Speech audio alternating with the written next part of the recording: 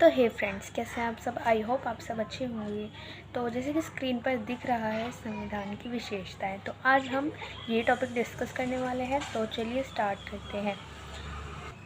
भारतीय संविधान की विशेषताओं के बारे में बात करें तो हमारे संविधान की बहुत सारी विशेषताएं हैं, जिसमें से हम कुछ जो है इम्पॉर्टेंट विशेषताओं की बात करने वाले हैं। ठीक है, तो चलिए स्टार्ट करते हैं। सबसे पहले आता है सबसे लंबा लिखित संविधान। ठीक है, तो जो भारत का संविधान है विश्व का सबसे लंबा संविधान है, इसलिए उसको ऐसे बोलते हैं कि सबसे लंबा लिखित संविधान है। ठीक है, क्योंकि वो पूरे विश्व में जो है सबसे लंबा संविधान है, जिसमें जो कि 1949 यानी कि 1949 में इस संविधान में जिसमें एक प्रस्तावना पेश हुई थी, प्रस्तावना यानी कि लाई गई थी, जिसमें कि जो है आपके 395 अनुच्छेद जो कि 22 भागों में वर्गीकृत हैं और 8 अनुसूचियाँ थी। ठीक है, वर्तमान में जो है कितने अनुच्छेद हो गए हैं इसमें बढ़ के 395 से ये इंक्रीज़ होके हो गए हैं आपके 470 आर्टिकल। ठीक है, जिसमें कि अब भाग जो है वो कितने हैं, 25 भाग में जो है वर्गीकृत है। ठीक है, ठीक है, तो इसमें 25 भाग हैं अब, और जो है 12 अनुसूचियाँ हैं। विस्तृत बनाने के पीछे के कारण क्या है कि इतने लंबे संविधान क्यों था, इसके पीछे क्या रीज़न्स है, तो वो देखते हैं। भौगोलिक कारण और भारत का विस्तार और विविधता है, जिसके आप सबको पता है कि भारत में कितने सारे कल्चर हैं और कितना जो है बड़ा भारत है और जो है कई पार्ट्स में डिवाइडेड है। तो इसकी वजह से हमें जो हमारा संविधान है वो हमें अपना लंबा बनाना पड़ा। ठीक है, फिर आगे देखिए तो है भारत शासन अधिनियम 1935 का प्रभाव भी रहा है इसमें, और जम्मू कश्मीर को छोड़कर केंद्र और राज्यों के लिए एकल संविधान बनाया गया है। ठीक है, यानी कि जम्मू कश्मीर के अलावा जितने भी स्टेट हैं उन सबके लिए एक ही संविधान है, लेकिन जो कश्मीर है उसके लिए अलग संविधान है। संविधान सभा में जो कानून विशेषज्ञों का भी प्रभाव रहा है। अगर आपको इसमें डाउट है कि भारत शासन अधिनियम 1935, तो इसके बारे में मैं आने वाली वीडियोस में बताऊंगी, तो आप वेट कीजिए उसके लिए। तो चलिए सेकंड देखते हैं, नम्यता एवं अनियमितता का प्रभाव। जैसे कि अगर एग्जाम्पल ले कि जो ब्रिटेन का संविधान है वो नम्य और लचीला संविधान कहलाता है, क्योंकि इसमें जो है संशोधन की जो प्रक्रिया है वो आम कानून जैसी है, यानी कि जो ब्रिटेन का संविधान है उसमें आसानी से चेंजेस किए जा सकते हैं। वहीं अगर हम बात करें अमेरिकी संविधान की, तो वो काफ़ी जो है कठोर या अनम्य है, जिसमें कि जो संशोधन करने की प्रक्रिया है वो काफ़ी जटिल है। परंतु भारतीय संविधान जो है वो ना तो लचीला है और ना ही कठोर है, यानी कि वो दोनों का ही समन्वय है, मिला जुला है। ठीक है, तो हम आगे देखते हैं। हम बात कर रहे थे कि जो संविधान है हमारा वो समन्वय है, यानी कि कठोर और लचीला दोनों है। ठीक है, अब आर्टिकल 368 की बात करें तो इसमें 2 तरीके के संशोधन का प्रावधान किया गया है।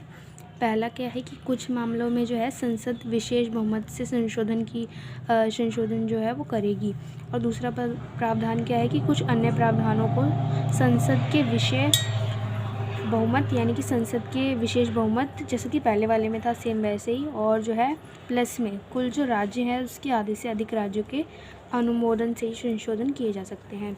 थर्ड पॉइंट की बात करते हैं, तो थर्ड है आपका स्वतंत्र न्यायपालिका, जिसके आप सभी को पता है कि जो हमारा न्यायालय जो सिस्टम है वो तीन तरीके की इसमें हायरार्कीज आती हैं। तो सबसे पहले आता है आपका शीर्ष पर जो है केंद्र स्तर पर सर्वोच्च न्यायालय, फिर आता है आपका राज्य स्तर पर उच्च न्यायालय, फिर जिला अदालत या अन्य निचली अदालत की बात करें जिसे हम बोलते हैं अधीनस्थ न्यायालय। ठीक है, अगर हम बात करें कि सर्वोच्च न्यायालय क्या काम करता है, उसको मौलिक अधिकारों की रक्षा की गारंटी और संविधान संरक्षक उसको कहा जाता है, यानी कि वो मौलिक अधिकारों की रक्षा करता है और संविधान संरक्षक का भी काम करता है। न्यायाधीशों के कार्यकाल की सुरक्षा व भारत की संचित निधि से सर्वोच्च न्यायालय के सभी खर्चों का वहन किया जाता है, यानी कि जो न्यायाधीश हैं उनके कार्यकाल की उनको सुरक्षा दी गई है, यानी कि काफ़ी लंबे समय तक अपने पद पर बने रहते हैं, और भारत की जो संचित निधि है उनसे उनको वेतन मिलता है। ठीक है, न्यायाधीशों के लिए जो निर्धारित सेवाएं शर्तें भी दी गई हैं, और विधायिका में जो है न्यायाधीशों के कामकाज पर चर्चा पर रोक की गई है, यानी कि विधायिका यानी कि हम कहें तो संसद में जो है न्यायाधीशों के बारे में, उनके काम के बारे में कोई भी चर्चा करने पर मना करी गई है। ठीक है, और अगर हम आगे देखें तो इसमें बताया गया है कि अवमानना पर दंड देने की शक्ति है। अगर उनकी जो है उनके रूल्स को अगर फॉलो नहीं करता है तो वो उनको दंड भी दे सकते हैं। सेवानिवृत्ति के बाद जो है, यानी कि जब वो अपने पद से हट जाते हैं, तब अदालत में वो किसी भी अदालत में जो है काम नहीं कर सकते हैं, उस पर रोक लगाई गई है। अगर हम बात करें 4th पॉइंट की, मौलिक अधिकार व राज्य के नीति निर्देशक सिद्धांत, तो ये हम विशेषता देख रहे हैं। अभी तक तो हमने 3 देख ली है। फर्स्ट क्या था आपका कि जो हमारा संविधान है वो काफ़ी जो है लंबा और लिखित है। दूसरा था आपका जो संविधान है हमारा वो कठोर और नम्य दोनों है, ठीक है। तीसरा है आपका स्वतंत्र न्यायपालिका की व्यवस्था है। चौथा देख रहे हैं हम मौलिक अधिकार व राज्य के नीति निर्देशक सिद्धांत, ठीक है। तो जो संविधान के तीसरे भाग में 6 मौलिक अधिकार का वर्णन किया, जिसके आप सभी ने बहुत बचपन से ही पढ़ा होगा इन मौलिक अधिकार के बारे में, कि समानता का जो अधिकार है वो आर्टिकल 14 से 18 के अंतर्गत आता है। स्वतंत्रता का अधिकार जो है आपकी 19 से 22 के अंतर्गत आता है। शोषण के विरुद्ध अधिकार जो है आपका 23 से 24 के अंतर्गत आता है। धार्मिक स्वतंत्रता का अधिकार आपका आर्टिकल 25 से 28 के बीच आता है। सांस्कृतिक व शिक्षा का अधिकार जो है आपका अनुच्छेद 29 से 30 के बीच में आता है। और संवैधानिक उपचारों का जो अधिकार है वो आर्टिकल 32 के अंतर्गत आता है। मैंने शॉर्ट वीडियोस भी अपलोड करी हुई हैं अधिकारों के बारे में, तो आप उन्हें देख सकते हैं, आपको काफ़ी हेल्प होगी, ठीक है। अब तो आगे देखते हैं। जिस व्यक्ति के मौलिक अधिकारों का हनन हुआ है वो सीधे सर्वोच्च न्यायालय भी जा सकता है, और सर्वोच्च न्यायालय उसके अधिकार की रक्षा के लिए बंदी प्रत्यक्षीकरण, परमादेश, प्रतिषेध, अधिकार परीक्षा व प्रेषण, विलय के रीट जारी कर सकता है। अभी आपको बस बेसिकली इतना ही याद रखना है, ये होता क्या है, इसके बारे में आने वाली नेक्स्ट वीडियो में जो है चर्चा करेंगे, ठीक है। तो अगली वीडियो के लिए स्टे ट्यून, ठीक है। आगे देखते हैं। संविधान के चौथे भाग में जो है राज्य के नीति निर्देशक सिद्धांतों का वर्णन किया गया है। इनका उद्देश्य भारत में कल्याणकारी राज्य की स्थापना करना है, ठीक है। नीति निर्देशक जो सिद्धांत वो क्या काम करते हैं, सामाजिक और आर्थिक लोकतंत्र को बढ़ावा देते हैं, ठीक है। नीति निर्देशक जो हमारे सिद्धांत है, ठीक है, उनको 3 पार्ट्स में डिवाइड किया गया है, सामाजिक सिद्धांत, गांधीवादी सिद्धांत और बौद्धिक सिद्धांत। चलिए आगे देखते हैं। 5वीं हमारी विशेषता क्या है, त्रिपक्षीय सरकार। त्रिपक्षीय सरकार के स्ट्रक्चर है, जो संरचना है, उसको समझाने के लिए मैंने चार्ट बनाया है। वर्ष 1993 में जो है 73वें 74वें संवैधानिक संशोधन के माध्यम से जो है स्थानीय सरकार की, यानी कि पंचायती राज की व्यवस्था की गई थी, तो जिससे जो है हमारे त्रिस्तरीय सरकार बनती है मिला के, ठीक है। तो केंद्र में आपका आता है आपकी कार्यपालिका आती है, राष्ट्रपति, उपराष्ट्रपति, प्रधानमंत्री, उप प्रधानमंत्री और मंत्रिपरिषद आते हैं। फिर आता है आपका विधानपालिका, यानी कि जिसे कहें संसद, जिसे हम विधायिका भी बोलते हैं, जिसमें आपकी लोकसभा, राज्यसभा आते हैं। फिर हम न्यायपालिका की बात करें तो सर्वोच्च न्यायालय, उच्च न्यायालय और अधीनस्थ न्यायालय। अधीनस्थ न्यायालय आपकी 27 है, ठीक है। जो व्यवस्था हमारे केंद्र में की गई है वही व्यवस्था सेम हमारे राज्य स्तर पर भी मिलती है, बस उनके नामों में जो है वो थोड़ी सी चेंजेस है। इसके बारे में मैं आने वाली वीडियोज़ में आपको ज़रूर बताऊँगी। अभी के लिए आपको बस इतना याद रखना है, ठीक। इसके बाद अगर हम देखें स्थानीय सरकार के बारे में, तो स्थानीय सरकार जो है वो स्थानीय व पंचायती राज व्यवस्था जिसे हम बोलते हैं, जो कि 2 भागों में होती है, आपकी ग्रामीण क्षेत्र और नगरीय क्षेत्र। ग्रामीण क्षेत्र की बात करें तो उसमें आती है आपकी जिला, सबसे ऊपर आते हैं आपके जिला पंचायत या फिर जिला परिषद, उसके नीचे जो आते हैं आपके जनपद या फिर ब्लॉक समिति, ठीक है, या फिर पंचायत समिति जिसे आप बोल सकते हैं। और इससे भी नीचे आता है आपके ग्राम पंचायत, और ग्राम पंचायत से नीचे आते हैं आपके ग्राम सभा, ठीक है। नगरीय क्षेत्र की बात करें तो जो पंचायती राज व्यवस्था है इसमें आपका नगरीय क्षेत्र में नगर निगम आता है, नगर निगम से नीचे नगर पालिका आती है, और नगर पालिका से नीचे आती है आपकी नगर पंचायत, ठीक है। चलिए आगे देखते हैं। शक्तियों का विभाजन जो है आप सभी को पता है कि हमारे देश में संघात्मक व्यवस्था को अपनाया गया है, जिसके अंतर्गत जो है शक्तियों का विभाजन किया गया है, जिसमें हमारी 3 सूची आ जाती हैं। केंद्र सूची, जिसे हम संघीय सूची भी बोलते हैं, जिसके अंतर्गत जो है आपके 59 विषय आते हैं। अगला आता है आपका राज्य सूची, जिसमें जो है आपके 54 विषय आते हैं। और फिर आती है आपकी संवर्ती, जिसमें केंद्र और राज्य दोनों मिलकर कानून बनाते हैं, ठीक है। तो केंद्र संवर्ती सूची में आपको याद रखना है केंद्र और राज्य दोनों की शक्तियाँ हैं, ठीक है। तो अगर हम बात करें केंद्र सूची की, तो केंद्र सूची के अंदर कौन कौन से विषय हैं, यानी कि जो केंद्र है वो किन किन क्षेत्रों पर अपने अधिकार जमा सकता है। रक्षा क्षेत्र पर अंतर्राष्ट्रीय संबंध के विषय में, बंदरगाह पर, रेलवे, हाईवे, संचार, डाक, आर्मी, ठीक है।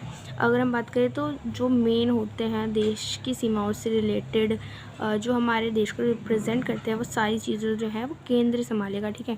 अगर हम आगे देखें राज्य सूची में कौन कौन से विषय आते हैं, अस्पताल, दवाखाने, सफाई, साफ सफाई, सार्वजनिक स्वास्थ्य, सार्वजनिक व्यवस्था, खेती और किसान, यानी कि जो एक पर्टिकुलर राज्य की जो बेसिक नीड्स होती हैं उन सभी को कौन पूरा करेगा? राज्य सरकार, ठीक है। अगर हम आगे देखें समवर्ती सूची, यानी कि जिस पे केंद्र और राज्य दोनों की शक्तियाँ आती हैं, जिसमें कि न्याय आता है, पर शिक्षा, ट्रेड यूनियन और वन जल विवाद से रिलेटेड जो भी मुद्दे हैं वो आपके समवर्ती सूची में आते हैं। समवर्ती सूची के विषय में जो है संसद कानून बनाती है, आपको याद रखना चाहिए। अगर हम आगे विशेषता देखें तो है विभिन्न स्रोतों से ये हमारे संविधान जो है लिया गया है। हमारा जो दार्शनिक भाग है, यानी कि मौलिक अधिकार व राज्य के नीति निर्देशक तत्व हैं, वो हमारे लिए गए हैं अमेरिका और आयरलैंड से, ठीक है। अगर राजनीतिक भाग की बात करें तो हमारे कैबिनेट, सरकार का सिद्धांत व कार्यपालिका और विधायिका जो संबंध है वो हमारे लिए गए हैं ब्रिटेन से। अन्य प्रावधान जो हैं जितने भी बचे हैं वो हमारे ऑस्ट्रेलिया, कनाडा, जर्मनी, यूएसएसआर और फ्रांस, दक्षिण अफ्रीका, जापान से लिए, यानी कि जो हमारा संविधान है वो विभिन्न स्रोत यानी कि विभिन्न देशों के संविधानों से मिलकर बना हुआ है।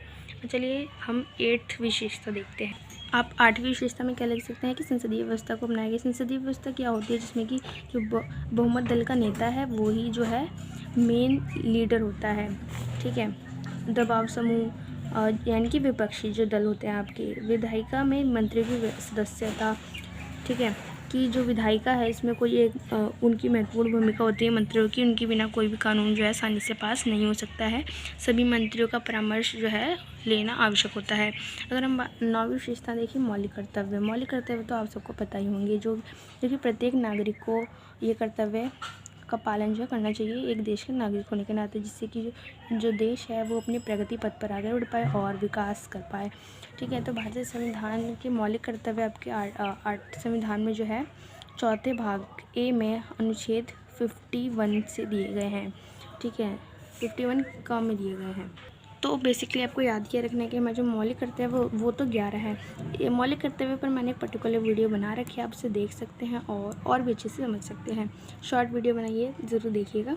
बट अगर आप एग्ज़ाम में लिखोगे तो आप सारे मौलिक कर्तव्य तो नहीं लिखोगे, कुछ पर्टिकुलर जो मेन है आप लिख सकते हो, लाइक संविधान का आदर करना, राष्ट्रध्वज का आदर करना, राष्ट्रगान का आदर करना और राष्ट्र की सांप्रदायिकता, अखंडता की रक्षा करना, विश्व संस्कृति और भाईचारे की भावना की बढ़ावा देना, और भी बहुत सारे हो सकते हैं जिसकी वैज्ञानिक दृष्टिकोण को बढ़ावा देना, और भी 11 है टोटल। आप मेरी शॉर्ट वीडियो देख सकते हैं, ठीक है। तो चलिए आगे देखते हैं संसदीय संप्रभुता और न्यायिक सर्वोच्चता की, ये हमारी 10वीं विशेषता है, ठीक है। तो चलिए देखते हैं कि हमारे जो सर्वोच्च न्यायालय है उसको इतनी शक्तियाँ दी गई हैं कि वो किसी भी कानून को असंवैधानिक घोषित कर सकता है और उसको कानून बनने से रोक सकता है। संसद अपनी संवैधानिक शक्तियों का केवल के बल पर जो है संविधान के बड़े भाग में संशोधन कर सकती है।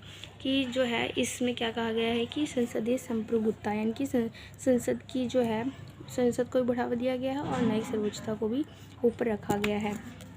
तो संसदीय संप्रभुता की बात करें तो जो संसद है वो संविधान में संशोधन कर सकती है, और जो न्यायिक सर्वोच्चता की बात करें तो जो न्यायालय है वो किसी भी ऐसे कानून को बनने से रोक सकता है जो संसद बनाती है। संसद के किसी भी ऐसे कानून को रोक सकती है जो कि जो है हमारे देश के लिए घातक सिद्ध हो सकती है, तो